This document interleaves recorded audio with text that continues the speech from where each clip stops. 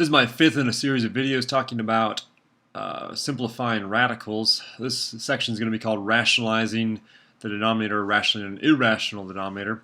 What happens is when we talk about having something on the bottom of this fraction, when it's a radical, that's actually an improper way of doing it. It's just like saying certain things in English are improper for the rules of English, such as double negatives. Having a radical on the bottom it's not the right way to end your fractions. So what we need to do is we actually need to get it off the bottom. Now it's okay to always multiply something by 1. It always makes it the same. What we're going to do is we're going to multiply by what I call a special form of 1, also known as an SFO, a special form of 1. And that's going to be of the form whatever's on the bottom, whatever radical is in the denominator. So I'm going to multiply this by square root of x over the square root of x. What that does is this is just multiplying by 1. And what it does is the square root of x times the square root of x just gives me x in the denominator. And on top I just have the square root of x. This is actually the correct way to simplify this fraction. So if you see this, you need to rationalize the denominator, which is what this step is, to get an answer that looks something like this. Okay. Again, we'll use the same process here. We'll multiply by the special form of 1, which is the square root of 5 over the square root of 5. On top, that gives us 7 times the square root of 5, and we'll divide that by square root of 5 times square root of 5 is just 5. One thing to note, if the 7 and the 5 were divisible by the same thing, you would divide those, and you can never divide a number on the outside of the radical by a number on the inside. So even though this is a 5 and this is a 5, you can't divide those two. Over here, we'll multiply by the SFO, which is square root of 3 over the square root of 3. That would give us on top 9 times the square root of 3. And square root of 3 times square root of 3 is just 3. We then look, 9 and 3 are both divisible by 3.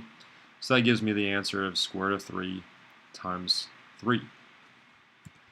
We'll look at just a couple more of these examples. I'll just multiply by the special form of 1, square root of 8 over the square root of 8. That gives me 12 times the square root of 8 over 8. Well, the 8 can actually be broken down into 4 and 2. That's 2 and 2. So it actually gives me 12 times, here's a pair of 2's with a square root of 2 on the inside. And that's all over 8. Simplify one more step here. That's 24 square root of 2 over 8. And oh, I noticed 24 and 8 are both divisible by 8. That'll give me a final answer of 3 times the square root of 2. Over here, I'll multiply by the square root of 5 over the square root of 5. It's a special form of 1.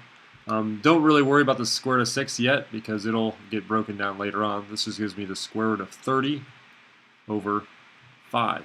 A lot of people say, well, 30 divided by 5 gives me 6, which gives me just this part back.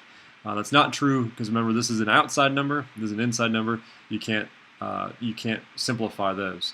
30 just gets broken down into 6, 5, 3, and 2. Since there are no pairs, there's the 3, the 2, and the 5 have no pairs, this turns out to be my final answer. Again, if you have this is just like dividing square roots. So this is just turned out to be the square root of 5. 35 divided by 7 is just 5. Since these are both on the inside, you can divide them. We just have the square root of 5. If you need more help with simplifying radicals, check out my next video. We'll be working with adding and subtracting radicals.